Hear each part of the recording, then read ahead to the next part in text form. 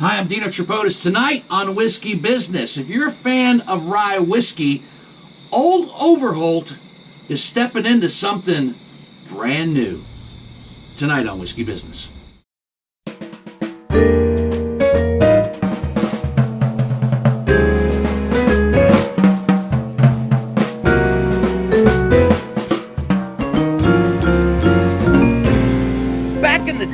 I first used to wander into liquor stores at a young age, not the man you see in front of you this evening, but when I was of age to go in and would search out various whiskeys, it was not a lot of selection. The whiskey renaissance that we've been going through over the last 10 years or so hadn't taken place, and liquor stores were just that. They were liquor stores, just dingy spots where you just quietly snuck in and got your bottle and ran out like a criminal in the night to get whatever booze you want. Not these lovely liquor agencies that we have now where people are informed and can help you and so forth and so on. But I wanted to try something different one night. I wanted to try some rye whiskey. And when I went to look for the selections of rye whiskey, there was just one on the shelf. It was this one, Old Overholt, straight rye whiskey. That's it. And for some reason, I think the reason I wanted to try was I was watching an old movie and they were drinking rye whiskey, and I thought, okay, I want to try some rye whiskey. I tried it, I liked it, and I kept saying to myself, man, why aren't there more ryes? Eventually, and I actually said this, I always take credit for it, I actually said this when I was working at the radio station years ago, that rye was going to be making a huge comeback. And everybody said, nah, it's all about the bourbon. Bourbons are great. We've had a lot of great bourbons on this show. But ryes are a very special creature. They're a thing of their own. And tonight on Whiskey Business, hi, I'm Dino Tripodis. Welcome to Whiskey Business, the podcast not so much about whiskey as it is one with whiskey. We get whiskey-centric once again with Old Overholt Straight Rye Whiskey. Not this one. This one we've already had.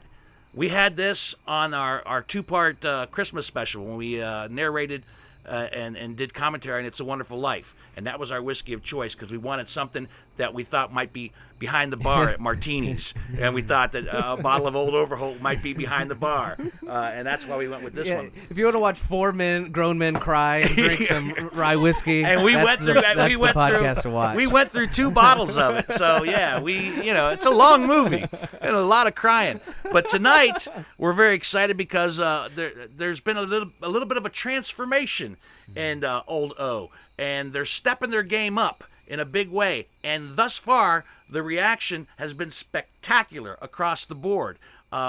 With the release of Old Overholt 114, which we're going to get into. We're actually going to get into a lot of Old Overholts tonight with our very special guest, Bradford Lawrence, rye whiskey specialist, is with us. Hello. And whiskey ambassador Beth Burrows is with us, American whiskey ambassador. I should say that specifically.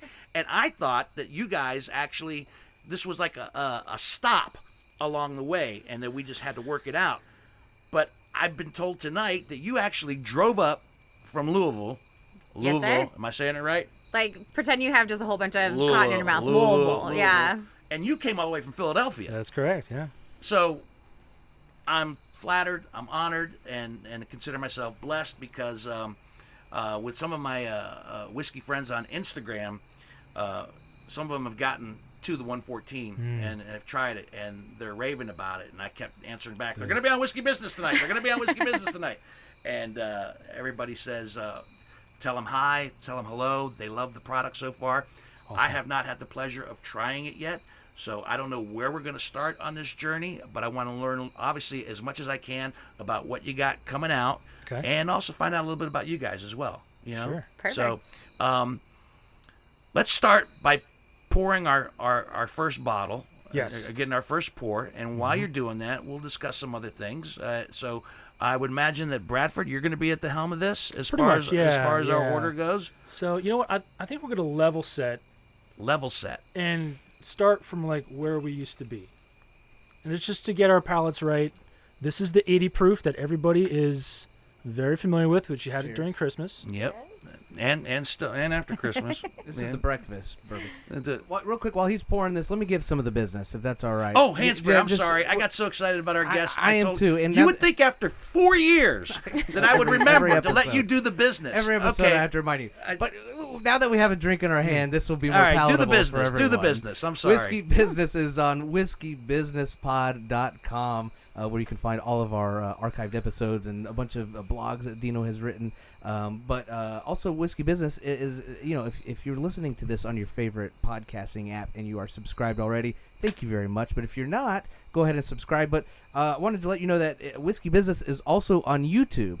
Whiskey Business with Dino Tripodis. We do a great job editing all these videos, and they're the raw, unedited versions. So even if you've listened to the podcast, Yes, they are the raw ones. you can go back and watch all the nonsense that I cut out. Which I cannot do without the man who's speaking right now. That's Greg Hansberry on the audio side, and of course the genius that is John Whitney on the video side. Johnny. There's the thumb.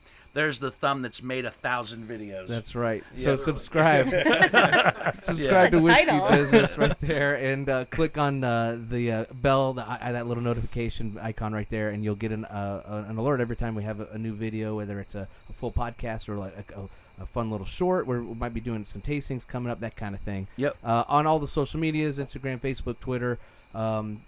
Share with all your Yep. buddies. I'm actually going to a tasting next week with some whiskeys from another company. Isn't what they say with a show that's on another network. There you go. But that more about that later. Okay, so now we get to the other whiskey business. Bradford Lawrence and Beth Burrows here. You said you were going to set the table, and we started with This is once again This is the 80 proof. the 80 proof, the 80 one that's been around since 1810. No. Longer, Nope. Shorter. shorter. Oh yeah, this is all right. So the thing about Overholt, this is the They've been making whiskey since 1810, though, correct? the family's been making whiskey longer than that. Okay. But 1810 was like the first kind of distinct commercialization of their old- family's Overholt whiskey. Okay. And was it a rye? It's always been a rye. It's always been a rye. and it continues to be so. It's a rye only brand. It is the Overholt. If Overholt was a person or the brand had a soul, and I do it at some point in a kind of nerdy way, the brands do have souls in a way. The Overholt brand would be one of incredible grit and resiliency. It has been through so much over centuries. When you say it's been through so much crap, so much shit, so much been- trouble, it's so been- much what? It's been through 2 pandemics. Yeah. It's been through the Civil War. It's been through two World Wars. It has lived and been part of people's lives since 1810 through the industrialization and the growth of America. It's been drunk by the people who built America. It's been drunk by the people who paid to have America built. Mm-hmm. It's been with our soldiers in the wars. This is the beauty of the brand, because all the stories are true, which is so rare in today's liquor world. So there's not the legend of these are Yeah, these are true stories. true These are stories, facts. and it's complex. It's difficult at the same time because there's so much that you can start peeling. You can go down all these different rabbit holes. Mm-hmm. But like Overholt is the longest continually maintained, produced, and marketed whiskey in U.S. history. That I did know, but I just wasn't That sure. that is a serious title belt. That's a long time. A long time, unbroken chain of ownership. Commercialized by one man, Abraham Overholt, whom we'll get into, the guy on the label. The guy on the label, who when we get to the newer products, apparently they've slightly changed the expression of Abraham. But this is was he who was he? I mean, was he a guy? Was that his trade was to make whiskey? So that's an interesting side of Abraham's story, because Abraham was a Mennonite. I mean, how far back do you want to go? want to go like way back? I want to go back to when the man decided to say, like, this whole Mennonite thing's not working out for me. I'm going to start making whiskey. He kept the Mennonite thing though. Well, all right. So, all right. And pardon my ignorance, but can you drink whiskey as a? You can. Can you drink and make whiskey as a Mennonite? Yes, okay. you can. All right. I don't know. yeah. Is it the Amish you can't? I'm not quite sure. There are some. We've never claimed to be very theological here. There's some ability to have alcohol. I believe in both Mennonite and Amish. Well, I know when the Amish go on their Rumspringa. they lose their minds and do just about everything. But Overholt. But the Mennonites, we just stay kind of cool and casual through the whole thing. No, but Abraham was definitely pushed into that side of the business and was successful and was still very very very devout Mennonite.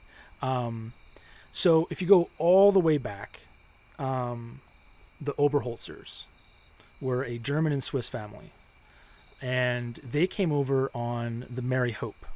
So if you want to distill, pun intended, if you want to distill American whiskey down to like a singular nugget, the Mary Hope, the ship, because they came from, they sailed out of England and brought the Oberholzer family over in 1710, and they started to farm and create a community outside of Philadelphia in Bucks County. The same ship, the Mary Hope, also brought the Bohms over. The Bones. Bohms. Bohms. Boehms. The Bones. Like Bohms. Like Bohem. Yes. Oh, okay. All right. So where do you think? Bones? So where do you think I'm going with this? With the Bohms. So the Oberholzers get anglicized to get Overholt. Yes. Huh? Did it. So Yes. one I'm ship, done for the the Mary night. Hope, brought over, in my humble opinion, two of the main American whiskey icons for bourbon and for rye. Oh, wow. Now, not at the same time. Not at the same time. The families weren't on both at the same time, but this one Mary Hope boat brought both families over, and the Bohms landed in Philadelphia as well, Right. and have history and roots in Pennsylvania, worked their way west just like the Overholts did, and then there's the family tree breaks down. Beth, you might have a little bit more. So they went PA to Maryland, Right. Maryland to what is now considered Kentucky, because a cousin of Jacob Boehm becomes Beam, was a war hero. Yeah. Where did the Overholtzer turn into just Overholt, and where did Bohm turn into Beam? So Jacob did it for Beam, from Boehm to Beam. So he was our first generation master distiller, produced his first barrel of whiskey in 1795. And just decided to change the name. It was easier. I mean, as we noticed, saying the Boehm Boehm- is very difficult. They just kind of like dropped that German Sure. oomph to the name. So is it safe to say that the Mary Hope was The genesis of it all. the first booze cruise? Yes. Yes. Yes. The first booze cruise. Yes. Somehow I feel like it was a bit more reserved than booze cruises that people know now. But yeah. Trying not to die. So Between famine and droughts and disease. Pirates. and what both families brought over was the this lime juice. innate knowledge of distilling. Pinnacle on the Lido deck. Pinnacle on the Lido deck. Oh, I'm sorry. No. No worries. What both families were trying to do. So they bring this innate knowledge of distilling over to America. Right.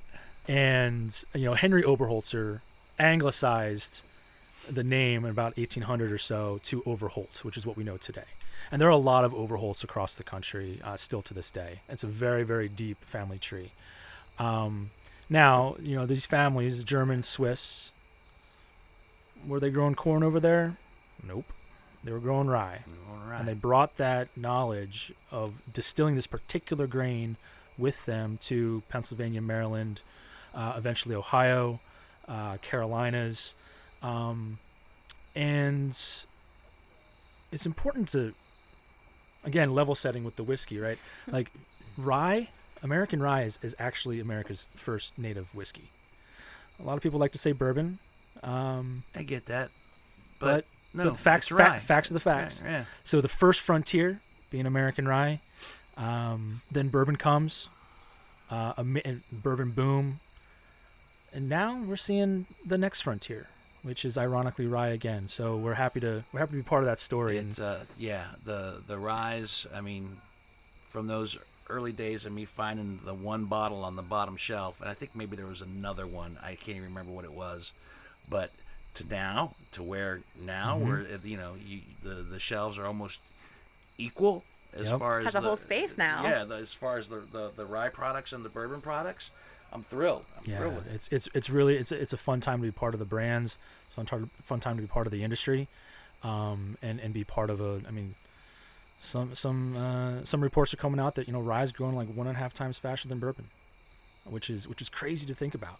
No, not really, because I mean, and this is not a slam against bourbon. I love bourbon. I drink bourbon or rye whiskey every day, but bourbon's had a pretty good day in the sun. They've had a pretty good run. Yeah. It had a pretty good run, right? And it's not going anywhere. It's going to continue to grow. There's more and more of it coming out. I think it's time for rye to get the spotlight for a little bit. Sure. Definitely. I mean, like you said, it was the first, right? And it was really kind of what we were founded on as we start to create American whiskey. And then bourbon, of course, kind of gets a bit more of that regulation under Lyndon B. Johnson in 64, where it becomes the national spirit of the United States. And then nobody was drinking whiskey for a while until the, essential bourbon boom happens. Well, cocktail boom first and then the bourbon boom from there. So what, Lyndon Johnson made rye...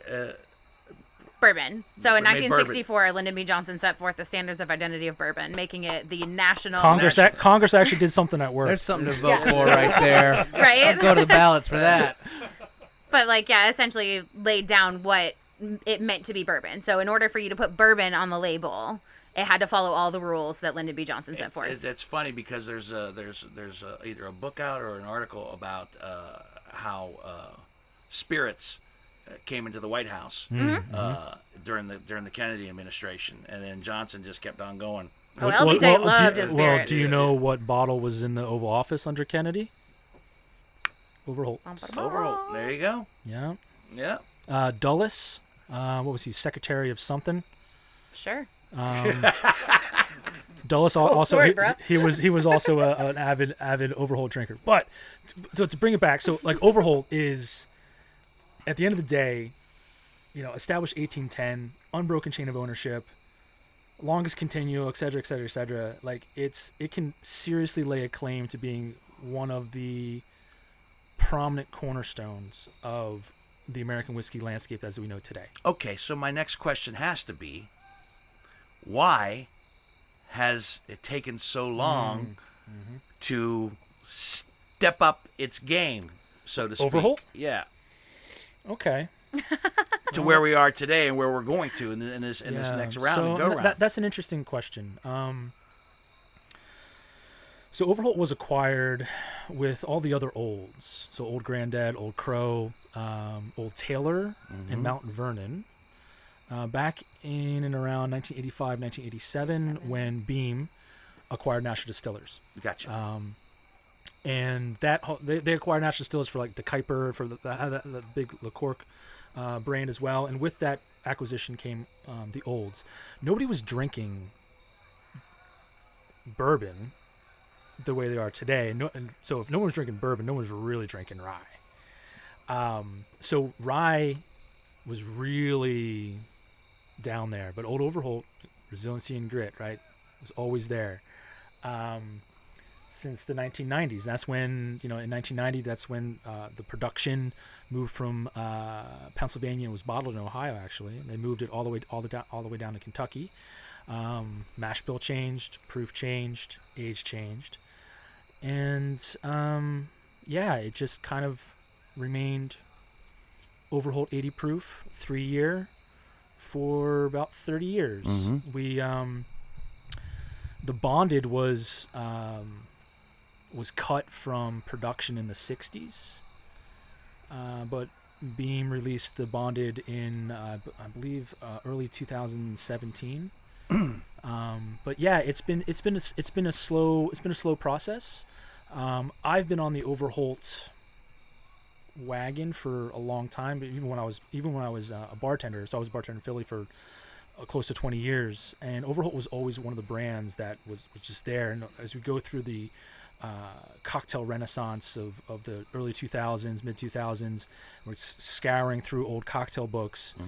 You're trying to recreate these classic rye cocktails, Right. and sometimes they actually would call out Old Overholt as the spirit by name. by So you're name. like, what is this Old Overholt thing? So even back then, I was like, as a Philadelphia bartender, this has got a Pennsylvania history.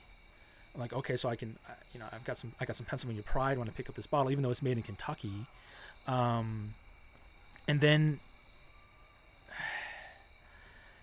you just kind of keep going with the story, and the story just keeps unfolding and folding. In terms of like why now?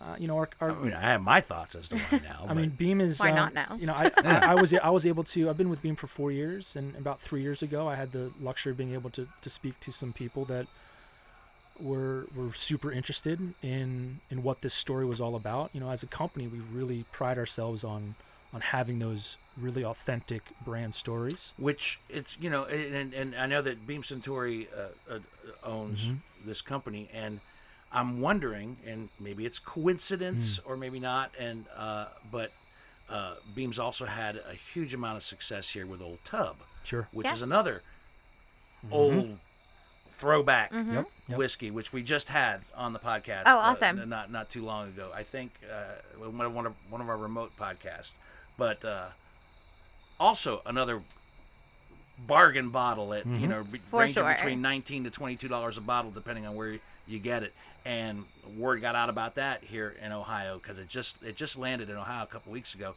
and you can't find a bottle of it. People gobbled it up very quickly, and that's also which I know we're going to talk about the 114. You guys moved to a whole non-chill filtration process, which is also this. So I'm wondering if, like, hey, while we're doing this, let's grab the Old Overholt and move things along in kind of in a parallel way.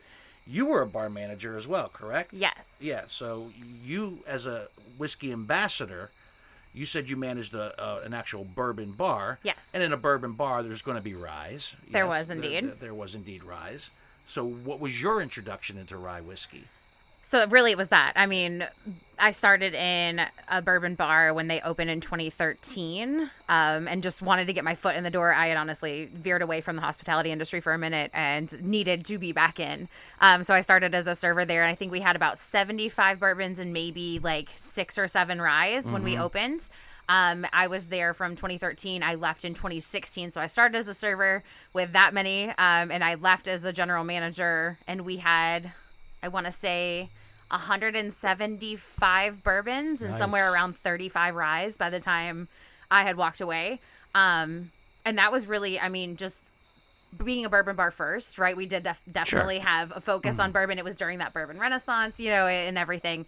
But having those ryes was incredibly important because with all of these bourbons came the story of the rye. So like, the Overholt story when we were looking at Beam Suntory and some of the other different brands that came along with different families. Do you both find in the jobs that you have, I mean, you're an American whiskey ambassador. You are listed as a rye whiskey specialist, which I'm curious as to how what it takes to become a specialist. We need him in a heist film. Yeah, we need a rye whiskey specialist guy. Yep. We need Bradford.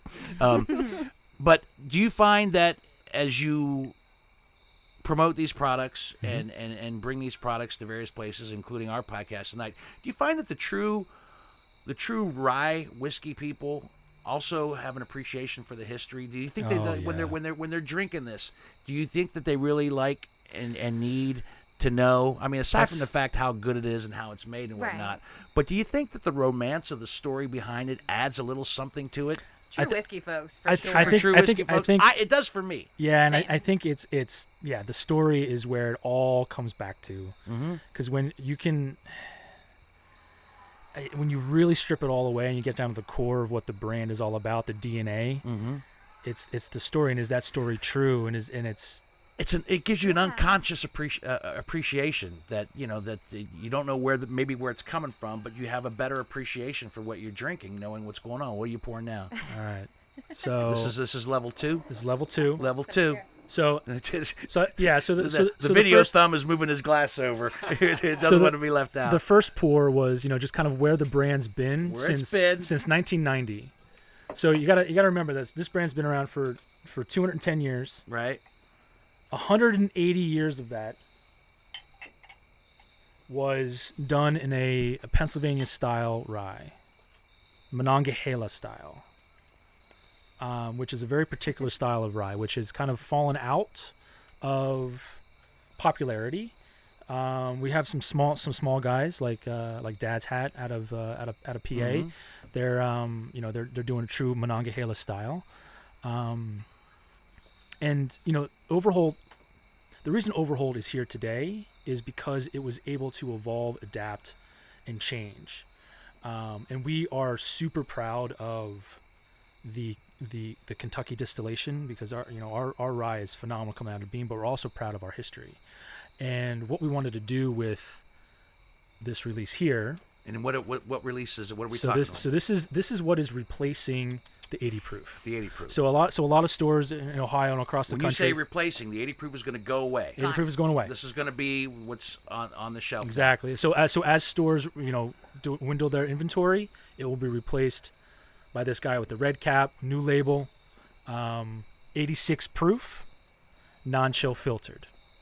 All the goods. Still 3 years. Still 3 years. Still 3 years. A little higher proof. Non-chilled filtered. Mm-hmm. And a new label, new package. Yeah, same new bottle. label, same bottle. Yep. Abraham he's almost smiling on the old bottle, and he almost looks he looks a little grumpy. So yeah, so this is a really interesting story. So if you look over here, I brought some.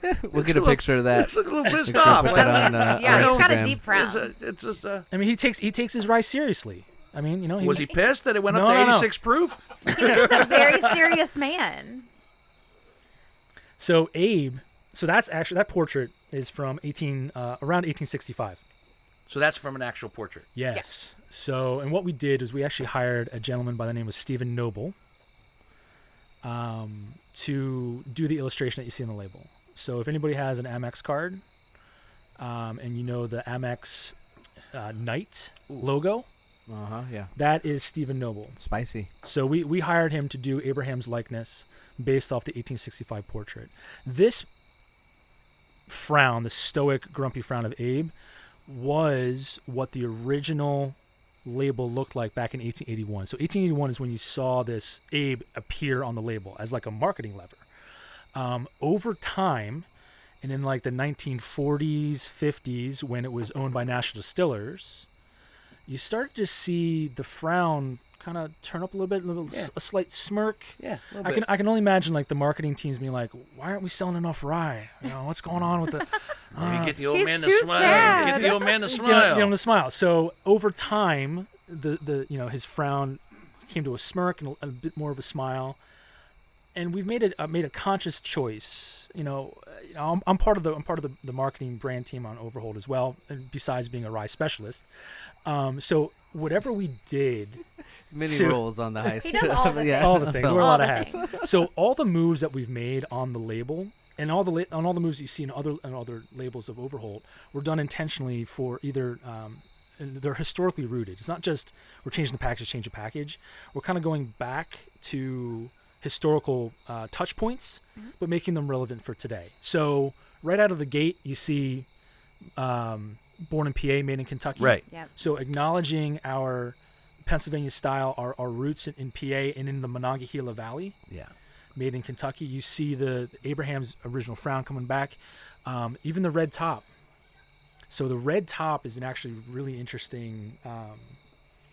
We don't have a lot of documented history as to why it was red. We have a lot of kind of like ancillary stories. Oh, now we get into a little legend. Yeah. Now we A get into A little bit of legend, allure there. Little bit of myth. So Abraham, Mythology. so the Overholt family, Abraham, invested in railroads.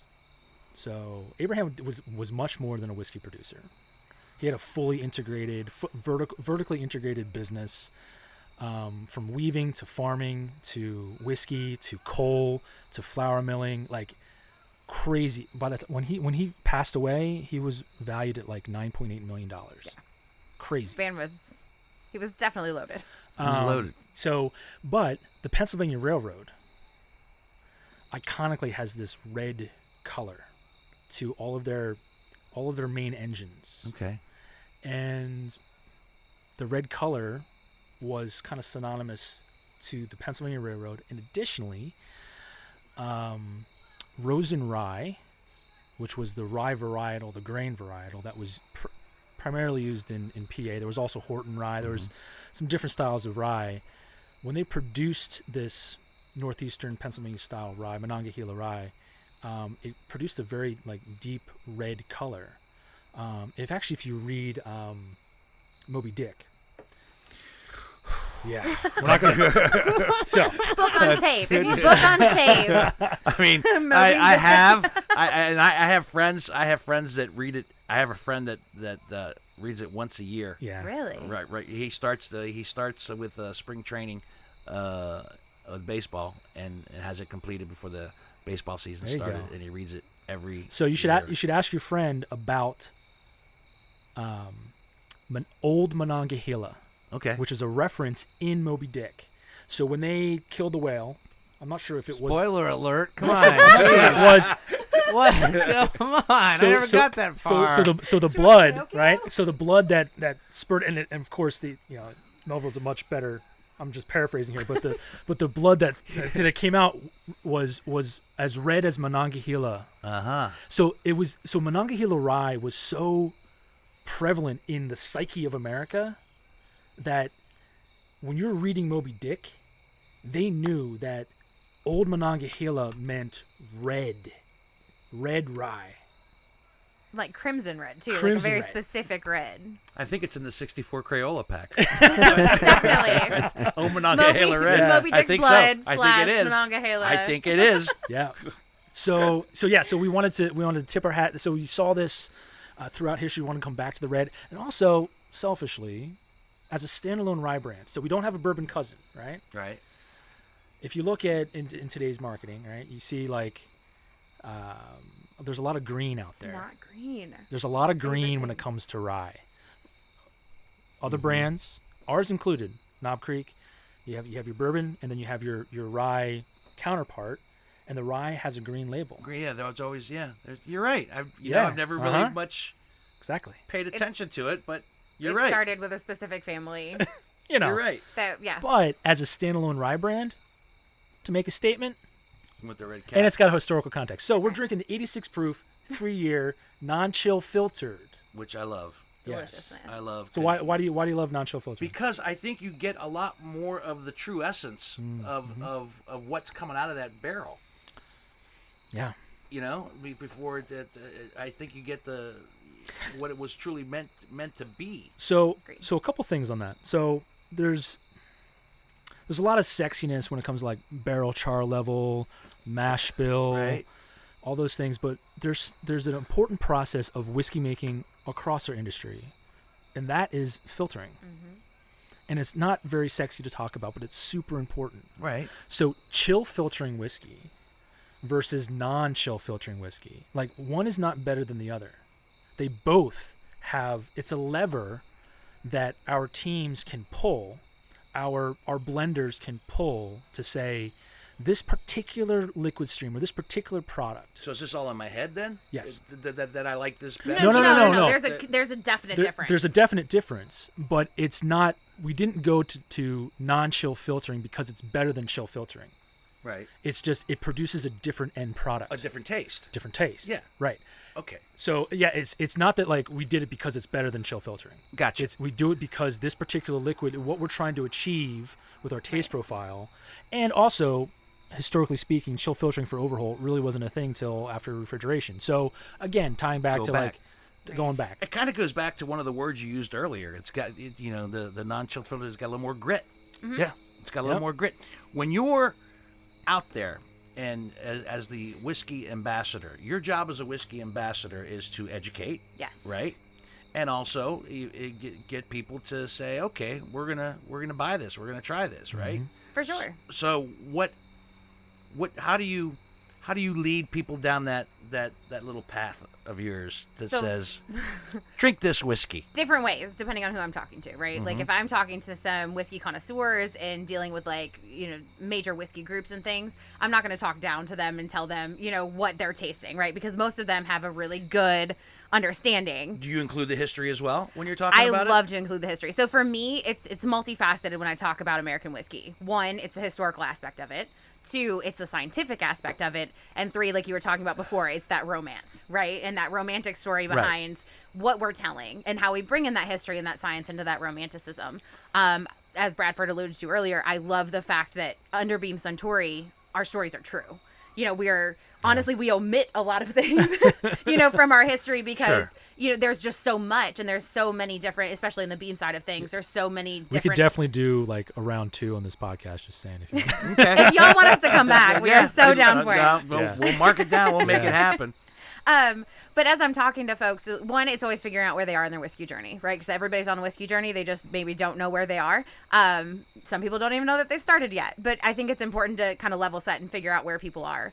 And then talking to them about what they care about. Because I will geek out over the science of it. But that may go above a lot of folks' heads. I like this term, level set. Yeah. I like the level set. I don't know if I've heard it before and just never paid attention to it, but I've heard it like 3 times tonight. We're going to level set. We're always just trying to bring everybody to that same platform, right? Especially when we're educating on our American whiskeys, we want to make sure that everybody's starting from the same point, at least. Well, that's right. There's kind of a misconception about what this podcast is about. We never have claimed to be whiskey experts. Okay. We just love whiskey. So when I sit here and I ask you these questions, I don't know the answers. I don't know the answers. It's whiskey for me almost becomes like art. I don't know a whole lot about art, but God damn it, I know what I like. You can appreciate, right, yeah. I can appreciate it, and if I do appreciate it, well, maybe I want to learn a little bit more about the artist. Maybe I want a little bit more about the whiskey and where it came from.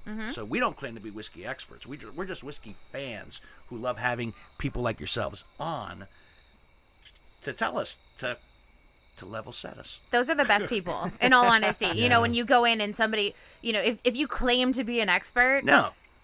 And not you specifically, just like if anyone claims to be an expert, there's a good chance I'm going to have less fun talking to them than somebody who says, I'm a whiskey enthusiast and I'm just here to appreciate the liquid. I'm here to appreciate the story, the history, the science, whatever aspect is, all of the aspects together. That's why this is so much fun for me. Right. If I knew all the answers, it would show. It would show, and I'd be okay. You'd be I know bored. this part. I mean, I do a little research. Sure. I know a little bit of history. I know the 1810. I know it's Abraham Overholt. I know that. I didn't know he was a Mennonite. Did not know that.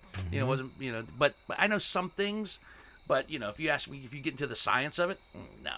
You ask me why do I like the non-chilled better? Because it feels like it's what's coming out of that barrel. It's got more of the grit, as opposed to the other. So you have more of those esters, so you're gonna have a bigger mouthfeel, right? It's gonna cascade across your tongue differently. And already, I mean, just this one, the 86 non-chilled filtration, as opposed to this. I mean, I'm gonna have to pick up if there's anything that's left. I'm gonna pick it up for nostalgia. Of course, sake, yeah. Just to have it. Oh, and by the way, we call this banana yellow. The what now? So the label color, we call it banana yellow. Banana yellow. It's a little insider tip in the marketing teams. Yeah. Okay. Why banana yellow? Is that just banana yellow. Banana? Or banana lime. Sorry, banana lime. I think it was the color. Okay. That makes a little more sense. Yeah, because I don't see a whole. And when you get into the color scheme of things, especially when it comes to the marketing aspect, the things that they say and call things are not what you would think. Yeah, I mean, okay.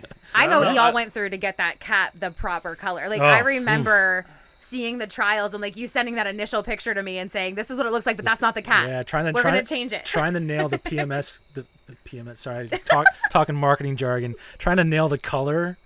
With the I've learned so much over the last few years over the cap. There was battles over the cap. There's battles over every aspect of that bottle and every bottle that you pick up, not just under the Beam Suntory. Well, you think they would have taken a little more time as to what to call the label, because I would not buy if this was the color of my banana. I don't banana know. lime. A banana lime, if that was an actual fruit. Which, but But not there's a some lot of pie. there's some nostalgia to that label specifically that we didn't want to lose. right. Like we see so often like really sharp departures in design, where like we had like there's a huge cult following of Overholt lovers, and especially amongst the trade and bartenders. Yes, bartenders. Like, so we don't want to pivot so hard where we just disenfranchise people. Are like, what are you doing with the brand? Like, why are you doing this?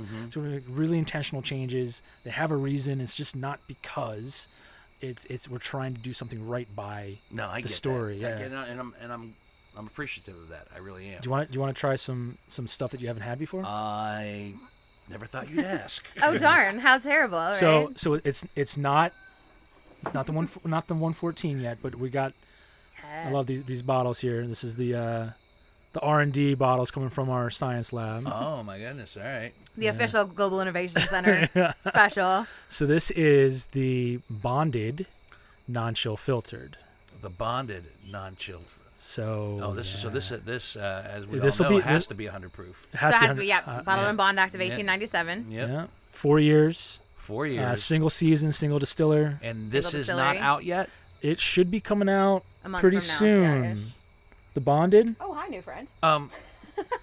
That's our buddy Chip. So just so the popped in here. the bonded. So new package. So this is the old package here. Okay. Right. That is chill filtered. right. The new is going through just the same kind of. Actually, it's going to look. You know what else I wanted to ask you before we move on to Mm-hmm. this real quick? As I mentioned, this is a what they call a. I hate to say bottom shelf bargain, Yeah. but it's a bargain. So what's Great what- value. It's a great value. So what is the price point going to Went be on? up $1. $1 whole dollar. $1 whole for to 86 proof. To 86 proof. The red okay. dye costs a All little bit right. more. That's God damn it. That's a company right there. $1. We're going from 80 to 86, and we're only going to charge you $1 more. Yep. Oh, supersize that bitch. Yes, God damn it. We love dollars at Beam Centauri. Like lots of names for brands were Yeah. bought for $1. That's Yeah. amazing. Yes. $1 whole dollar. So, and the bonded isn't moving in price. So It isn't. So went to non-chill filtered, new label, new pack, same price. And That's this is not going to budge in price. When It should be $24.99. Yes, $24.99. it's crazy. Yes. Yeah.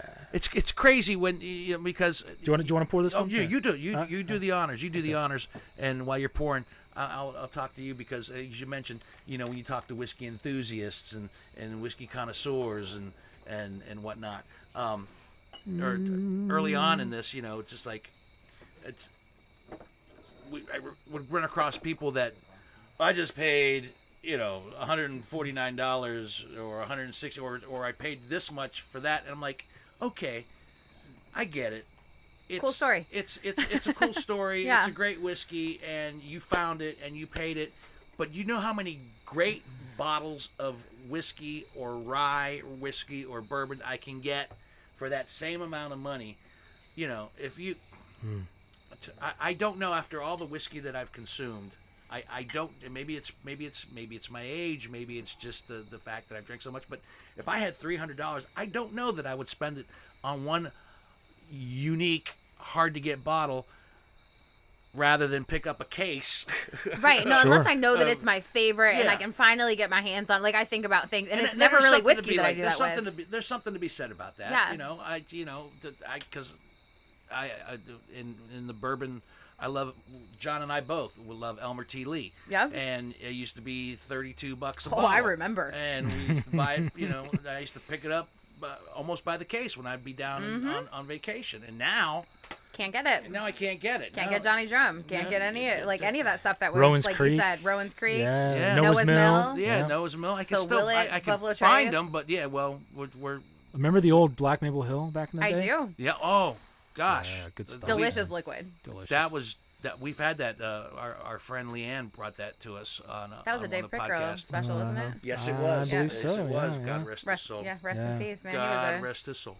He was one of my best friends. I love that man. You're the second person who has spoken fondly about him. I can't remember who we had on the podcast. That was I think it was who, that was very close. who's down at Oh no, at that was Chris Marinova. Delavi. Yeah, Chris yeah, Delavi, yeah. the bartender here in town. Okay. Who who knew him very well. They were very dear friends. Dave bellied up to a lot of bars and became Yeah. really great friends. I mean, that's where I became really good friends with him, was as a bartender. You know, somebody that would come and sit at my bar, and we would just shoot the shit and I wish I would sip have had the whiskey. And opportunity to meet somebody like that. he was a special guy, for sure. I didn't mean to sidetrack us. No, there, it's totally fine. Yeah. It's an homage to people. I mean, he worked for our it was Beam Suntory, not Beam Suntory at the time, but it was under National Distillers, right? No. Have we later poured than this yet? National. Did Yeah, you we pour did, this yeah. on? That's This it, is yeah. it? Okay, all right. So he was one of ours. Yeah. At one point in time. Was he the one behind the Metallica whiskey? Yeah. Yes, he Yeah. was. Yes. Yes. That So- was one of his last things, yeah. So what- non-chill filtered on the bonded. So can you give us a bit of bonded? Background on bonded? Yeah. For sure. So we talked about Bottled and Bond Act 1897. Right. Setting forth. Overholt was one of the first, along with Yes. Old Forester. So, Okay. So like, so being such a prominent brand in the late 1890s, and they had the money to do so. They had the warehousing to do it. They were one of the first to take advantage and market with under the Bottled and Bond Act of 1897. Was it necessary to have old in front of your name? It was in order helpful. to do so? It was definitely no, it wasn't. Old Forester. In order- and old, if So- there would have been like, if somebody would have come up and said, we're I'm young Sam. yeah, right? Sam. Sorry, no, So- you're not going So in. You're not let's going to be hold on bonded. that bonded thing Okay. because you bring up a really good point. Yes. I do. Oh did. yeah. I was joking. Oh no, and it's directly Little did tied. you know. It's directly All tied right, to the go. Overholt brand. So Enlighten me. the word old. Old. Yes. So you don't see the word old attached to the Overholt brand until 1881. What was it before? Just Overholt? Overholt. So you would actually see Overholt Pure Rye. You'd see A Overholt and Co. Monongahela Rye. You'd see Overholt and Co. Fine Rye. So the Overholt brand name was ubiquitous. Are you familiar with Henry Clay Frick? Do you know Henry Clay Frick? No. In his story, yeah. Ooh, all right, so I wish we had time to do Yeah. all this story. Like, it's such a deep story. So we'll have to make some Henry- footnotes to come back. yeah, so Henry Clay Frick is Abraham Overholt's grandson. Became one of the most hated men in America. Was responsible for taking Carnegie to the next level because Henry Clay Frick owned the coke fuel to make the best steel. So, Okay. so as Henry Clay Frick owns the Overholt brand, he's also a major steel magnate and titan of industry. He joins forces with Andrew Mellon. Okay, so Andrew Mellon owned the Overholt brand with Henry Clay Frick. Because of Andrew Mellon's connection as Secretary of Treasury under Warren B. Harding, he was able to secure a medicinal license which allowed them to produce during Prohibition. Much like Old Forester. Old Forester. So because of that, that's why we can claim this longest maintained, produced, Right. marketed, because we were able, Gotcha. to, we were able to produce and sell and market through It's Prohibition. medicine. Yeah. It is, yes. Beams Oh, did it's- not. Yeah, As honey. a side note, Yeah. the beams In the were midst not of able a, to in the do midst that. of a pandemic, my friend, yes, it is definitely medicine. So under the ownership of Abraham's grandson, Henry Clay Frick, he brought on Andrew Mellon to diversify risk. He also brought on this guy named Charles Mock. We know nothing about Charles Mock. All we know is he was probably a marketing genius because in 1881,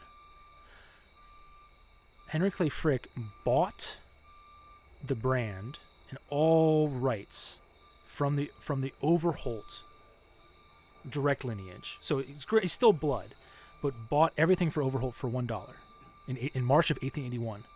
Okay. Told you, the dollars that carries through. Man, At the same time, Charles Mock is the manager of the distilling process and all this stuff. He puts Abraham's face on the label. it's Mock's idea We think, to put Abraham's face on. yeah, as an homage to the founder, and also you start to see around this time, 1881, the word "old" attached to the Overholt brand name. Because It was a sign of quality. old was old. If it was related old, to, if it was old, older. it had So if you think about some history. Pres- so if prestige, so if yeah. you think about the consumer mindset and consumer trends back then, you're like, oh, so 1897, like how can I as a consumer, how can I know that I'm getting quality liquid? So as a producer of liquor, you're like, how can I communicate to my consumer that what you're getting is an honest liquid, is not going to kill you, right? So it's interesting that something that the word old would be a marketing ploy back then, but still Connotation, yeah. still works today. You know, because when I hear something that's old, you know, I immediately unconsciously attach it to something historic. That's interesting to hear, because I've actually heard the converse, Really? where it's old brands, old, like the name is old X brand means that it's not of a higher echelon of liquid. Yeah, but then, you know, take it out of just marketing in general. It seems like in the last 10 years especially, people have been wanting to harken back to nostalgic This things. is a guy with the Dean Martin dummy sitting right behind his shoulder here. All right, don't go by me. Well, don't I'm go just by saying, me. But I'm saying, you know, I even like, you know, I haven't not had a. This is the longest I've gone without a cigarette on this podcast. But and this is not a plug for Winston cigarettes. but even We're looking for a corporate the sponsor. reason You never know. you know these cigarettes. This particular font is the old Winston font. That's so interesting. From like the 60s when they had, you know, more recently they had a big W and it was Right. hip and modern. And it had no appeal to me. When I saw this old font that I remember that my dad used to smoke Winston's, it got me to buy this because of the old style. So what you're telling me is that we're onto something. Yeah. Yes, I'm saying. Yeah. Mock was onto something. All right. And stay the course. Stay the Fair course. enough. I mean, fair I think enough. this may just be a personal opinion, but as we look at a world that is rapidly changing, right? Everything in front of us with technology and just everything moves so quickly, there's this need and want for things of yesteryear. Right. You know, whether they were something that we experienced ourselves as children or our parents when we were younger, grandparents. And I think that's why the whiskey boom is so amazing because 80s, you know, late 70s, 80s, they were like, that's my granddad's drink. I don't want Yeah. that. I I don't need want to that. set myself apart. Yeah, I want my vodka. Right. I want my, you know. I need whatever. my Cosmopolitans in the whatever. 90s. Yeah. But now that we kind of look back and we have a bit more of a respect for that. And I'm not slamming vodka. Trust me, when I'm hungover Pays on the any bills. given morning, I would love a good spicy Bloody Mary. There you Vodka go. has its place in the spirit universe. The Vodsod, man. Yeah. but yeah, there's something, and I just wonder. I mean, that's a whole nother podcast. It's like a primitive, yeah. the psychology of it. Mm-hmm. You know, what's kind of implanted in you as a young age. What you remember. You said that's my grandfather's whiskey, Right. You know, or that's what my dad used to smoke. That's what my mom used to buy, and there's something. I don't know. There's something about harkening back to childhood. Like I think It's about the comforting about artists it. that I'm around right now and like the things that they are using as either mediums or, you know, as inspiration. It happens to be cartoons from when we were younger or, you know, scenes and scenarios that we lived through. And it's just, I think people are just yearning right now. And like, Right. again, this is a completely personal opinion. No. People are just like yearning for that sense of where they came from or that sense of feeling and belonging and family and, you know, And nostalgia. I should get a psychologist on to find out why There we you have go. that. Why we have that. I took one pining. semester of psychology in college. Does All that right. help? Well, then you're the smartest person in the room as far as I'm concerned right now. All right. So tell me a little bit more. We Oh yeah, let's talk about what bonded means. Bonded, what yes. bonded means. We got So- we went off the rails there a little bit. Hi, welcome to podcast with Bradford and I. We want to tell you all the things all the time. But so Bottled and Bond Act, as we said, 1897.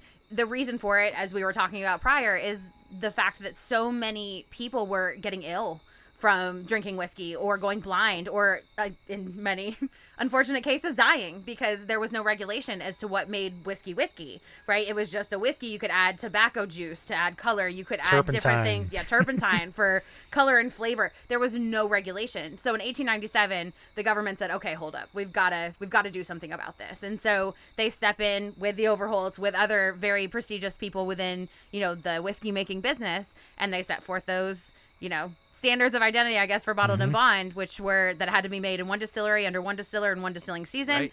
Had to be 100 proof, 4 years old. You had to have it in a federally bonded warehouse where there were 2 keys. And there had to be guards. Yep, there was a guard all the time. It was always locked. I know, I'm retired. I Yep. keep saying, if I'm going to have a job, that's the job I There you want. go. I want to guard the bonded warehouse. There you go. It's not so much of a big deal anymore because we are so, federally regulated that they know literally all of the drops of liquid that we create and where they go and what happens to them. So, side note, you don't just find barrels. It's not a real thing. Off the truck. You know where they are. It's a matter of, did you decide to use them yet, right? A lot of the time. Right. Not to dispel anybody else's stuff. But And proof. and proof, right? Yeah. 100 proof. Yeah, 100 proof, 4 years Gotta old. be. So my favorite thing about this, and I got to tell you about this Minimum. when we did a podcast. Is it minimum 100 proof? Could you technically have 120 proof bonded? Oh, good question. I don't know. I need to see the actual way that Good it's written because question. I don't. For me and what I my was under the understanding of the impression law, it was 100 proof. 100 proof, 4 That's years it. old. And proof is a whole nother thing of like proving that it's alcohol, right? To be able to Sure, light sure, it on sure. fire and all of that goodness. But my favorite thing about it is if you Proving that it's you alcohol. had to prove that was the proof. No further questions Right? for this witness. This is on fire. It's alcohol. In a controlled it's low environment blue only. flame. But one of my favorite, like if you look at history and you look at culture and everything, it wasn't until 1907 that we regulated our meat market when Upton Sinclair wrote The Jungle, right? That was where the expose on the meat market, that was 10 years after we regulated whiskey. So we didn't give a shit about our meat until 10 years after we regulated the whiskey that we were drinking. Well, you got to have Priorities. your priorities. Yeah, 100% yeah. priorities. You're not back then. You weren't always going to get a good piece of meat, but you could always get a good bottle of whiskey. You could So, eat that bad meat and then drink get your whiskey and just kill all the everything will bad be better. stuff. Yeah. Yeah. Simpler days.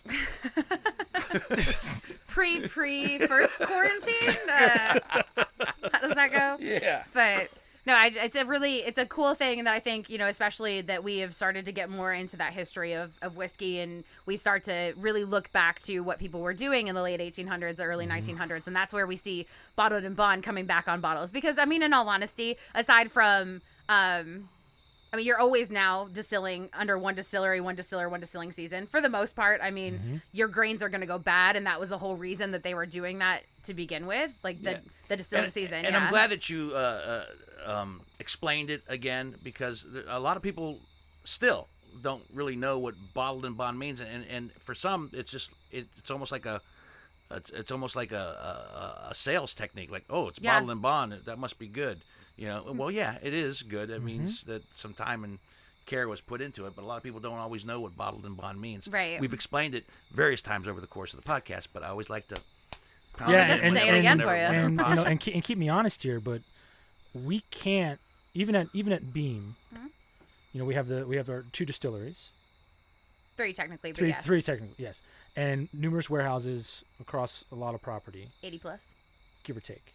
Never know. You never know. I say 80 plus at this point Yeah. because there's one going up, one coming down. So not every product, we can't just slap a bonded No. on any product that we produce, because if it's produced at Claremont, it's got to be aged at Claremont too, under the DSP. Claremont or Boston, because Claremont and Under Boston the both have DSP. DSP What is the 230. DSP? So DSP. Distilled spirits permits. There you go. Right? So that's essentially anytime that you decide that you are going to create a whiskey, you're going to have a distillery, you are given a DSP. Now, everything that you produce is going to come out underneath that DSP, and you can look on the label, you've got DSP 230. That means that it was produced in either the Claremont facility, where our main distillery is, or the Boston facility, which is 10 miles down the road in Boston, Kentucky. And because they are 10 miles apart, they can still live under the same DSP. But our DSP, say in Louisville, when we opened up the when we opened up the Urban Still House, that has a separate DSP to distill from because it's 25 miles away. Gotcha. So if we were to produce at that distillery, but age it in a warehouse in Frankfurt, we couldn't call that bonded. Correct. Couldn't do it. Yeah. Okay. Tasting notes on this, which I'm already done with mine. I'm a slow consumer. I Yeah. apologize. Do you want to try some more? Give me. Well, you know what? Maybe just to remind me of just what a smidge? Just a smidge. Would you like of to give what me your arm just to twist it a little? I mean, Just a touch. So what we That's good. That's so good. so what we find. Well, you're out there. So what we find. Whitney's with like, the camera's rolling. My job, my work is done here. He's got it propped up here. This is all I gotta good. do is turn it off. So this is our Kentucky Rye mash bill. Yeah. We're gonna get along. And the non-chill filtering. How are we doing on time, Hansberry? Well, Because we still have to get to the 114, right? Yeah. Is that 114 Yeah, this our last is bottle? going to be a long one. Sorry. That's okay. It's all right. We could, but there's a lot of great stories here, so we can just keep rolling and decide if we want to cut it into two or just Where are we have at a right really now? long one. We're just at How many bottles do we have left? We're just Try. We over have an hour. one of the 114 and then the splash of the 11 year. Okay. Let's just make it a long. I'll edit this part out. Let's just. Oh, you can leave this part in. Well, It's whatever. okay. Well, I it'll don't be in the care. video. Yeah. Let's just roll with one long one. We're looking at 90 minutes. Okay. Which is All right. reasonable. We'll discuss later, but I don't want to cut short for just to cram it in. I mean, Yeah. if you want to talk for 4 hours, you got us. Yeah, I yeah, mean, yeah. I don't and want- we I can don't- tell stories. Yeah, I don't want to. I told the PR people. I told Pamela, 45 minutes to an hour, But that was also when I thought we were getting the 114 and talking And then about. I- and then I come with a whole basically, case of yeah, liquor. I didn't know you were 200 bringing years the, worth of liquor. I thought we were getting one cousin. I thought the whole goddamn family, but Welcome how we roll. That's right. Roll but I'm deep, roll thrilled. deep. I'm thrilled. No, So these let's keep, stories are great, let's and the keep- juice let's is keep great. talking, Let's let's keep keep rolling. going. Let's keep rolling. Yeah. So the bonded, with the non-chill filtering, it really lets that rye spice. Yeah, Really nice. It has a nice pop to it, but it's still balanced with that lovely vanilla and caramel notes that our Kentucky Rye mash bill is so famous for. I love the Overholt hug on the bonded. Tell us more about the Overholt hug. Oh, goodness. Okay, so when I talk about hugs, I talk about them like they're real people. It's not a burn, right? Burns are bad, hugs are good. Some just hug you a whole hell of a lot harder than others. Depends. Oh, I'm a hugger. So, this has been a very difficult time for me.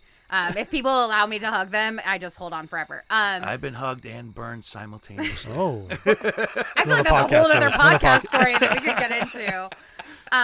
But when I talk about hugs, first and foremost, when I talk about American whiskey, I like to talk about it like it's a real person because I think that it's a lot easier and approachable for people no matter where they are in their whiskey journey, right? I don't like walking into a situation and be like, oh, I smell leather and I taste this. Like, whatever. You're not going to be able to connect with people. If that's the way that you taste, that's totally fine. I'm not going to knock you for it.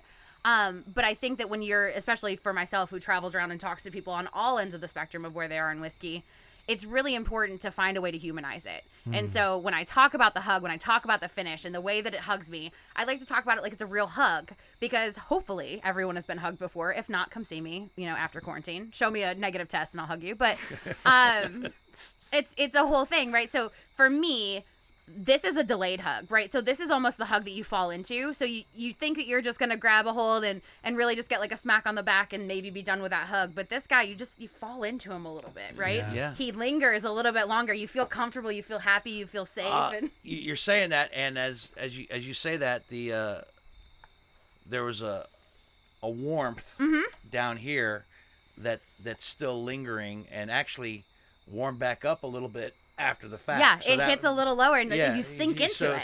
So that's what you would mean by the delayed hug. Yeah. It's like it went down, it was smooth, it was good, and it warm, but now like You say so. Think about a hug, right? When you have a hug and you just didn't know you needed a hug, Right. And somebody holds on to you for just a little bit longer, and you kind of fall into it, like you melt into that hug. That's how I feel about Overholt Bonded. It feels like you're melting into that hug. It's very romantic. I told you there's a It's romanticism very to romantic. this. It's very romantic. But like I said, when I'm talking to folks out in the market, like I used to, now I do it through a Skype or a Zoom, but you're able to kind of relate to no matter where you are, no matter how much whiskey you've consumed. Hopefully you've had a hug before. Hopefully you've had multiple hugs before, and you can talk about the difference. after far too many, too many hugs. I mean, Come here, man. Come here, man. Love you. Come here. at that point here, it just becomes man. a Love you, lean man. to make Come sure here. that you're, Love you, still man. standing up. But Don't let go yet. Not yet. Not tighter, yet. I know tighter, it feels weird. tighter. Feels weird, but don't worry. Come on. It's all that's right. Booker's It's is all right. what he's got going on right Uh-huh. now. Yeah, That's a yeah, Booker's yeah. hug. That's a Booker's A hug. high, Oh, yeah. a high proof hug. The Booker's hug is the close to your pajamas whiskey, right? Because you got to be close to your pajamas in order to drink it. You talk And about you talk about a hot Hug. A hot hug. hug. Yeah, that's a hard hug. No, That's you know, you don't want to go heat, right? It's a hard hug. That's a hard hug. So speaking of hugs, Speaking of hugs, We're gonna get into this guy. so I got to pause for a second because this actually right here on this podcast, Yeah. this moment in time, man, is it's really special, man, because I've been working on this project for a lot of years. would you consider this your baby? Would you consider this So something? so the whole brand is my baby. I understand, but if you had to pick a favorite child out of all your babies, Ooh. yeah, is this going to be one of your favorite children that you're talking about here? It is one of my favorite children. Okay, fair enough. And this is actually the first time that I'm cracking a bottle Oh wow. Yeah. of 114. Get out. So I've tasted the the R&D liquids that we get, the samples, like going through the whole process of developing the liquid, like how long do we filter it and like what all the crazy processes that we do in the back end, which is fascinating. But and seeing the the label get shipped to me, do you approve the label? Yeah, it looks great. See it on a computer, but to actually see it in physical form in a bottle with liquid that is ready to be consumed. That There it is. There it is. that Crack is That's a moment yeah, man, because it's Right here in the pond. right here in the pond. yeah, it's and Oh, by all means. And we're done. Oh, no. And we're out of time. Oh darn! Gotta do it all again. Oh, that was I don't wanna. Yeah, That's you. careful. Thank you for sharing. This is an honor. no, this is really Just gotta have a full taste. What were you afraid of happening when you first got here? Would you tell me? so yeah, definitely. So the Yeah. 114 is the first line extension of the Overholt brand. I'm gonna say late 50s, early 60s. So Wow. we haven't done anything, or the brand hasn't done anything with under multiple owners, Beam Centauri included, of producing something new other than the 80 and the Bonded, which came out a few years ago. Right. The Bonded was discontinued back in the 60s. We brought it back, but the 114 is the first line extension to come out of the brand since the 60s. Is this going to be a limited release, or is this? A little sticker. I mean, not Yeah, sticker, but a little stamp on the corner there. So this is a limited release, 2020. It has hit shelves. It has. In the Ohio market. It's coming in at $29.99. Yeah. $29.99. Seriously? Great Steal. value. Oh my This god. is a 4-year, non-chill filtered, 114 proof, and the 114 is a nod to how a traditional proof that you would find during Prohibition, after Prohibition. So this is a kind of an homage to what whiskeys would have perhaps tasted like. Actually, I didn't even pour myself some. Jeez. Oh, that's too bad. Terrible. Serious shame. You got so wrapped up in So the wrapped up. opening I got of it. Silva Clems. Silva Clems. Yeah, so this is a kind of what whiskeys would have tasted like back in the day. Yeah, man, this is a good Cheers, moment. y'all. And I should, let me talk directly to those in Ohio that listen to Whiskey Business, and those of you in Ohio who on a regular basis sometimes bitch that Ohio doesn't get any good stuff. Ohio is, correct me if I'm wrong, one of the few that is getting this. That's correct. Yes. Correct? So Yes. so technically, we Made in Kentucky, born in PA, available in Ohio. Yes. So and we wanted to. So Ohio is a part of the Overholt story. It's also part of the American story, which Overholt is directly tied to. Mm-hmm. So the growth and industrialization of America is rooted in the Monongahela Valley and in Ohio. And we wanted to, as we developed this product, I wanted to show the appreciation Right. of what this area of the Really United good. States really brought, and, Really and good. with whiskey, being along for the ride. There's a lot of strength in the Ohio community, and you'll see this in the 114 proof. So. Yeah. I told you some mutual whiskey enthusiasts on Instagram have gotten a hold of this, and they've been raving. And Good, I understand now why they are raving, and the price point to boot. Yeah. Right. Amazing. I mean, it's just this has got. I get some nice cherry notes. And this is actually like I've tasted this is actually like the first I'm tasting it coming off the shelf, Yeah. and this is Brown sugar creme brulee. brown sugar creme brulee. Yeah.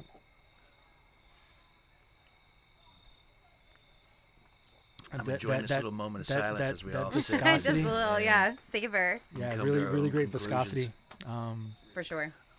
Listen, kid, you're gonna be something. Your daddy done well. He's done very well. You're gonna be something. You're gonna make a mark in this world. You mark my words. So like you asked, like this is like something I'm very proud of what we're Yeah, trying to do I with the said brand. this is one of your favorite children. But like even down to the label here and the neck label, this is from the late 40s, early 50s. So this is an actual like homage to like how they used to put the And did you come across this? yeah. or So I have the privilege of working with some really amazing design agencies, and this is a company called Turner Duckworth that is a phenomenal agency, and they love the history. They love digging deep into what makes the brand from a visual side, and they're able to pull all this stuff is available. Like it's just like you see all these old pictures, so like they're able to take inspiration from so many different points and really make it come to life. Even down to this is what we call filigree. So if you notice, say again. it's called filigree. Filigree. Filigree. So the border right here. Oh, the border. Okay, yeah. So all right. so if you notice, this is and you'll see this filigree border On the bottle, actually itself, on right? the They're bot- talking like a little ribbed. Yeah, so right on this border edge, you'll see this across history, right? Right. So all the way back to the 1880s, but you'll also see this filigree. Darker. Well, it's slightly different. So it's like devil's in the details, right? So Yeah. and this is something that Turner Duckworth was like, hey, like we're looking at these old bottles and we're seeing this slight nuance. Do you want to explore that? We're like, Let's go. well, let's do that. Like that's so nerdy and so like it's a little piece of like it's That a little homage of history. history, yeah. Yeah, yeah. And I mean, and that being said, West Overton has an amazing backstock little of library. history. Yeah. Yes, and so it's not only just things that you can find online and things that maybe people have captured, but there is a space that you can go to.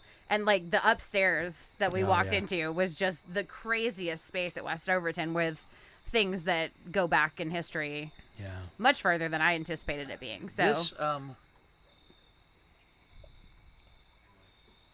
this is not only a hug. This is a hug and a kiss on the cheek there you go. There he goes. as well. A couple more of these. This is We're not allowed to call them kissing whiskeys anymore. Hey, now. There used to be one of those.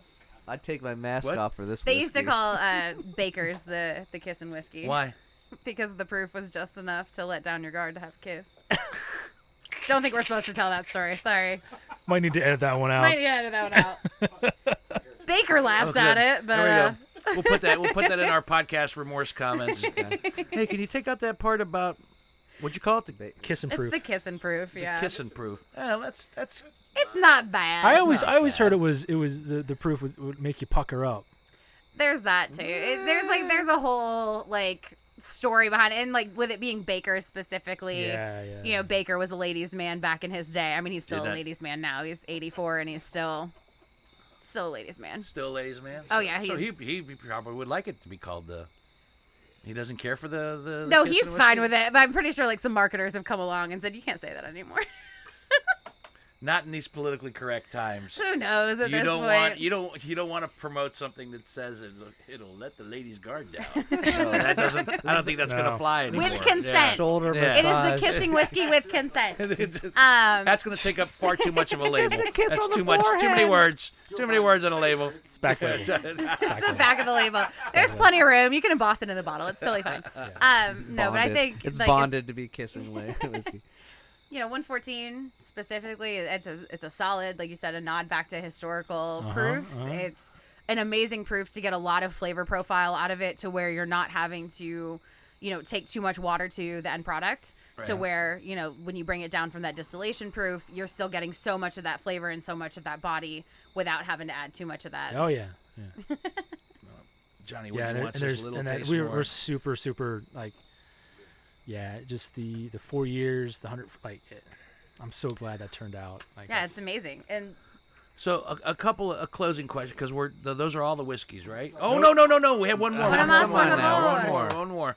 One more. I want to close on a couple of personal notes with you two guys, but let's get to one more whiskey real quick. So Not real quick, as long as it takes. I love that you waited until the end to get to the personal aspect. So this one is super special. Your guard is down.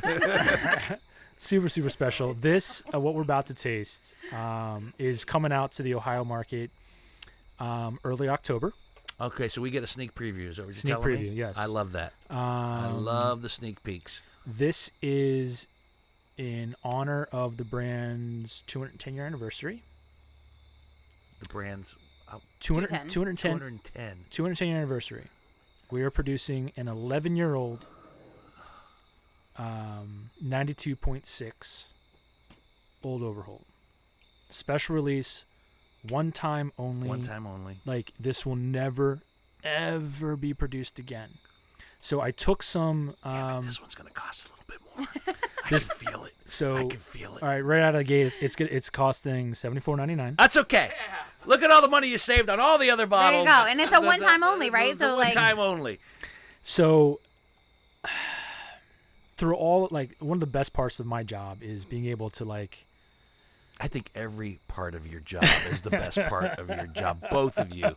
Our jobs don't suck. I They am don't in suck. They don't constant envy whenever I have people like you on the podcast and what you do. Oh my God, to love what you do and do what you love on a regular basis. It's a blessing. Yeah. Really is. Go ahead, continue, sir. So, where was I? What was I saying? One time only. Ohio. 11 year. That was really what you got out so far. I think you're reaching for the 210. I think you're about to open it. Yeah, I was about to open it. open it. I think that's what's going to happen. I think you're going to open it. Let's No, nudge it a little bit 210 closer. it's You know one- what happened? You were getting ready to cry, and I I stopped you. was getting ready to cry. And I I have stopped you, seen so- him shed tears over Overholt. Like, it's not an It's a real uncommon thing. thing. It's a real thing. You were getting ready to so make a so one of little- the all right, I know where I was. He's like, bring it stop back. talking about my crying. So like one of the Q, best it's a wonderful life. one of the best parts of my job is being able to spend time and actually like do historical digging. Yeah. And there during Prohibition, Overholt released an 11-year-old whiskey. It was released in 1932. So at the end of Prohibition. Yeah. And I was like, 11-year-old whiskey, that seems weird. It's rare to see a higher aged rye whiskey of that time anyway. And I was like, all right, so what are the chances that we've got some 11-year-old rye hanging around? Talk to the right people. And we found, give or take, 60 barrels in one warehouse. And that is 60 and only 60? yeah. Oh, wow. Okay. So Okay. this is... Would Yeah. these be the oldest barrels probably in No, the rick no, houses no. or no? No. Like for the specific, all right, For the rye, for the Overholt. for Got the you. specific Skew, objective yes. of what I'm trying to do Sure. for in terms of liquor profile and all Right. that, we have much older whiskeys, but is there Sure, an got you. 11-year-old Okay, got you. pocket that exists? And we found just under 60 barrels in Warehouse E. So Warehouse E is our second oldest warehouse That's a good one. in the company. Warehouse E, Yep. the word 11 starts with E. Oh yeah. I'm Look at those excited correlations. to drink this. So what? Okay. Do you know the year? All right. Because the oldest warehouse is going to be warehouse D, and that was 38. So this one's 98 years old, I think. That's math, and we've had a lot of whiskey. Yeah. So it's part of the it's part of the National Distillers Warehouse era so that would be Old Grandad. So the Old Grandad site. So it has to be the Frankfurt site. Yes. Okay. Heard. Okay. I And- like that you two are figuring Yeah. shit out. Sorry, like we have to think. So, like I said, we Yeah. have 3 properties. So Yeah, we yeah. age on all 3 of those properties. So our 83 plus warehouses Right. span those 3. So it's like, okay, where D is in Claremont, E is in Frankfurt. So this is like a That's 90 the to 100 year capital old of warehouse. Kentucky. Okay. Look Call- at you, you're call- there. called Warehouse E was part of the original National Distillers Old Grandad Gotcha. warehouse property. It's on a little bit of a peninsula out onto a creek, and the creek name is I'm forgetting right now. It's the one that runs right by the distillery, and yeah. They actually had to build a bridge Mhm. because it would actually get isolated when the water would Rise. So super cool property. It's primarily level floor 8 and floor 2, where are the in the rick house in E. And we're talking about a proper rick house, not a Yes. elevator or. So this is one of the last 9-story warehouses Fantastic. on our property as well, which we are no longer able to do. So we take a certain percentage from floor 8 and floor 2, 60 barrels, That's it. 11-year-old, 92.6. I cannot tell you how many iterations myself and the teams went down to figure out what was the perfect proof point Proof point. for the taste profile that we're going for, to make it a distinct and elegant whiskey worthy of the Overholt name. And it's here tonight. Yeah. It's Here here it is. tonight, and we get a There you sneak go. peek Dun, of dun, it. dun, dun. Wow. All right. Ohio too. Yeah. Ohio's one of very few states. Yes. And Ohio's I'm one of the gonna, few states that's going to rinse get my some glass of that. out for this Jim one. Canepa for that, 'cause he We Thanks, thank Jim James. Canepa on a regular basis on this podcast, and he's about due to come back on. Because I don't think we've had Canepa on since the pandemic, have we? No, he No. came on. No, he came on late 2019. Yeah, so we'll get him on for sure. Fun little side fact about the 9-story warehouse is the reason we can no longer do And that. Dino, this is.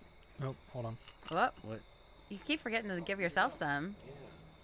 The man gets passionate about sharing. I like that. What? That's for you. That's my last taste. There you are. Oh man. Well, you know what? I can't. I have to show it to people and say this is the last. We already tasted this. You can't have it until October, but we did. I have to have proof. Because Yeah. if they say, "Oh, you just got an empty bottle from And I think, someplace," and correct me if I'm wrong, we're looking at about 350 cases. I think it's 308 was our last. 308. So, all right. Being made in the country. So we're basically for the whole country.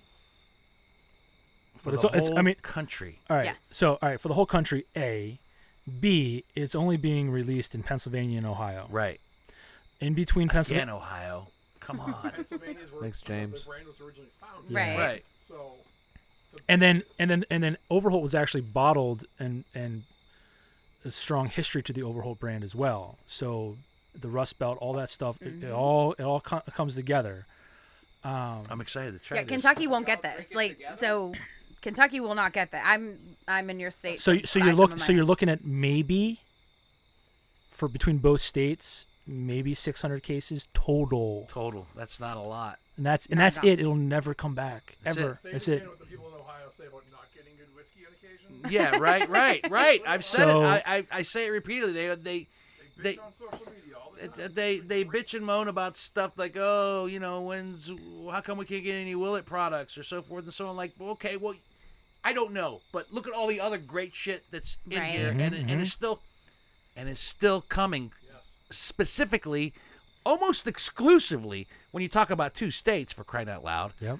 uh, It's two states that matter to the brand. that Yeah. matter. That's to that's Okay. that's the key. the, all right. Statement right there. There Yeah. you go. Were you about to raise a toast? Wow. sir? Okay. I still haven't tried it. Yeah. I All still right. haven't So tried all right, a little bit of a toast. it. A little bit, yeah. You to call it, my friend. on my old standby to Yeah. fighting, stealing, cheating, and drinking. If you got to that fight, order? In that order? if you got to fight for your friend. If you must steal a heart. If you have to cheat death. And if you got to drink, fuck it, drink Overholt. Ah. Cheers. Cheers. Cheers. Cheers. I love it.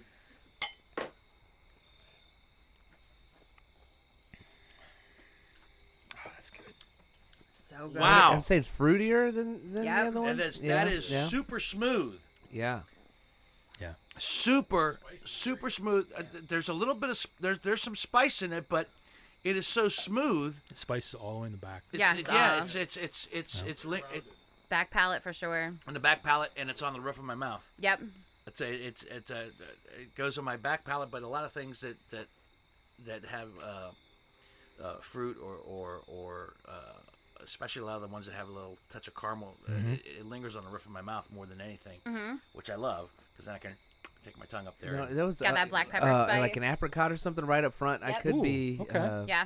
You know. And that- Boy, that's It's and like that's a and that- stone fruit. the boy is Definitely come stone so fruit. far. and over that's the last cool 4 thing years. about whiskey, man. Like we can tell you all the tasting notes that we'd like to tell, but everybody tastes different. Everybody smells different. Everybody's Like apricots, like dude. Now, I mean, that's good. Can I? I use also have a that? Jolly Rancher in my Do mouth. it, yeah. No, it's definitely like a stone fruit too. Like you can get like a nectarine out of it too because it has a little bit Yeah, of that citrus, freshness yeah. to it. I keep waiting for one of my favorite spices to show up in a whiskey. Which Paprika. Oh.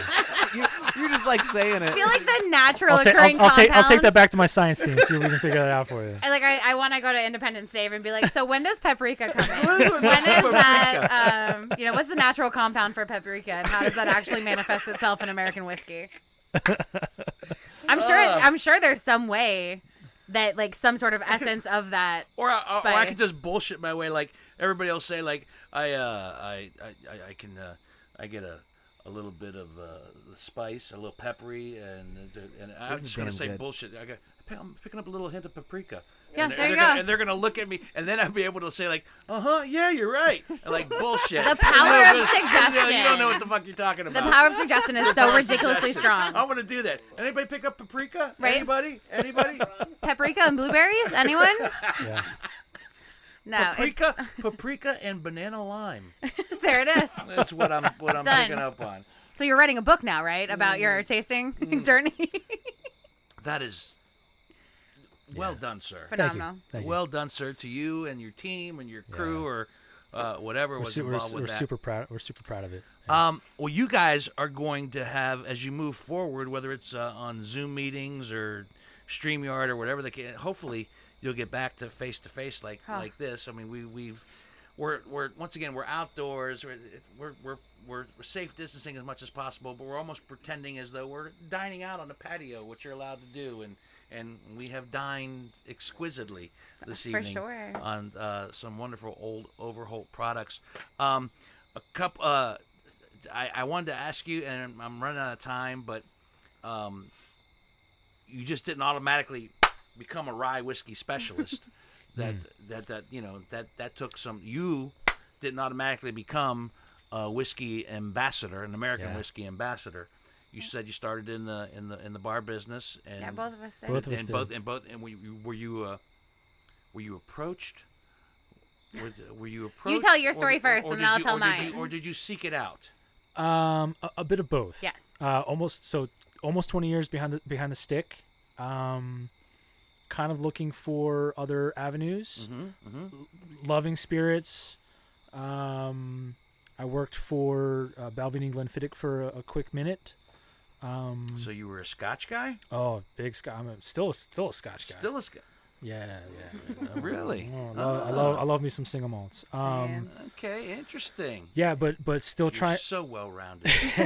You're so Whiskey. It's just Yeah, whiskey, just right? From Like a it's, whiskey Yeah, perspective, so- you're so well rounded. So trying to like what's next in the liquor industry career.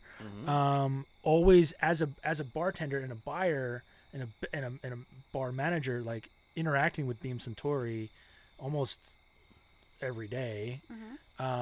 Made some great contacts, made some great friends, and when some things kind of fell into place, my literal friends were like, hey, like we've got this thing with Beam, do you want to try and do it? I'm like, cool.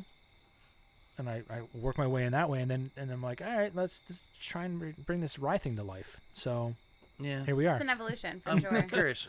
Approached or sought out? So I think like similar scenario where, you know, I had worked my way up through the bar. You know, I had been a bartender, a bar manager, competition mixologist, all of those fun long words that don't really mean a whole lot. But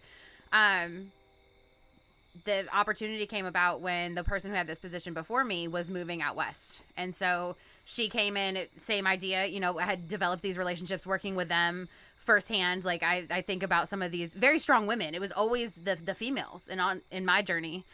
So like Megan, Jane, Connor, whatever her last name is now, and you know, Rachel and these folks that came in and really just said, you know, what do you think? What do you feel? How are you know, do you want to do these things? And when Megan was leaving, she came to me and said, so I can't really do anything except tell you I'm leaving. So my position will be open and I would love for you to try to take it. But it takes time. Like this company specifically takes a lot of time. It was 5 interviews over 3 months for me to get this job. It was taking personality tests, taking, you know, different PIs and things like that to make sure that you fit in with the team, that you fit in with the strategy.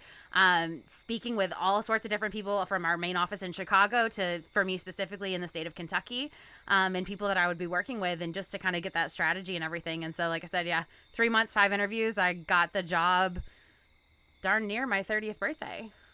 Yeah, it's difficult to get from behind the bar to the supplier side. Well, Connections. I've It really always- is. It's It was relationship building. connections, Yeah. I've always said that the best jobs with the CIA aren't the ones you applied for. It's the ones where they come looking for you. Yep. True. It's a very true statement. Yeah, And it's an honor, too, to have someone like, I mean, for me specifically, it was Oh, Megan yeah. Breyer, who had definitely made a footprint on the American whiskey, you know, education aspect specifically, where she had come up with some amazing programs that ended up being nationwide. And so they were very big shoes to fill. And so, you know, finding where your voice is and your role, because I didn't take over that same job that she was leaving. And, you know, the rye specialist didn't necessarily exist before Bradford got to it. So, you know, we write Created it. Yeah, we write our jobs a lot Yeah, of the time. yeah. We write what our job is going to be, where our passions lie, where, you know, we care about a lot of different things, but how can we really focus that into what our job is going to be in the delivery? Well, you sold me on your passion right out of the gate when I found out that you, I'll say it again, drove in from Philadelphia to be here, and you drove in from Louisville to be here. Yes, sir. I understand that we are in the midst of a pandemic, and you know the road trips aren't as bountiful as they once were. But we'll get back to that at some We point. will. You'll Absolutely, get yeah. back to that. Sure thing. But I can't tell you from the bottom of our whiskey business hearts how thrilled I am that you guys made the journey to come here. This has been, and I'm not begrudging any other whiskey-centric podcast that we have, but this has probably been one of the most informative and enjoyable whiskey-centric podcasts Thank that we've you. had Thank you. in quite some time, and it's all to both Oh, of I you, mean, Beth Burrows. Thank you for the and opportunity. We don't. Bradford Lawrence, man. Thank you. I hope you guys Appreciate it. enjoyed this as Oh, much as so we did. much. A Yeah. lot And of I fun. know when we drop this that those who love the Whiskey Centric podcast are gonna love this one. And Hansberry, make sure we get some photos. Yep. Because I want to start posting will. this and teasing it on Instagram almost immediately. Yep. That we Awesome. get some good photos about It's this. been a lot. This has been a lot of fun. Yeah, It's been thank a you. lot of fun. So I'm gonna start wrapping it up. Let me do the business. You do some business before we wrap up. Yeah, go ahead. Whiskey business is. I was getting ready to do your spiel. is a never Never Luck production. Good. Do your spiel. I'll do mine. Oh, look, your Chip's taking some pictures. Chip takes good pictures. whiskeybusinesspod.com, where you can find all of our whiskey business nonsense. There's blogs written by Dino, our archives. Lots of archives. Lots of archives. Lots of them. Also, Whiskey Business, if you're listening to this on your home stereo system, Whiskey Business is we have a YouTube channel as well. And this is a perfect example of I've edited out a lot of tonight's episode. So you can go back to our YouTube channel, Whiskey Business with Dino Tripodis, and you watch our raw, unedited videos. So subscribe to that, Whiskey Business with Dino Tripodis. Click subscribe in the little notification bell icon. We're on Instagram. Like us and add us there. Facebook, share our posts. We're going to have a lot of photographs and Right. stuff Yeah, of cool. going on here. Anywhere you get your favorite podcast, yep. Spotify, You got SoundCloud, it. and soon to be Amazon and Audible. Yeah, We'll be Nice. that's joining right. that Yeah, family they as just well. announced that stuff. HBO Max. HBO Max. HBO Max. HBO Max. Coming to HBO. Netflix soon, right? Pluto TV. Yeah. Pluto. TV, Jeez, that's yeah. even still a thing. Quibi. And word of mouth, honestly, we the talked a best, lot. yeah. This was very Ohio whiskey centric, and there's your buddy out there that you want to share this with. So please do that, and we appreciate it. Awesome. All Thanks, right. thanks for having us. My guests have been Bradford Lawrence, rye whiskey specialist. That's how it's listed on the. Oh, yeah. That's how they told me. That's what he is. And he is.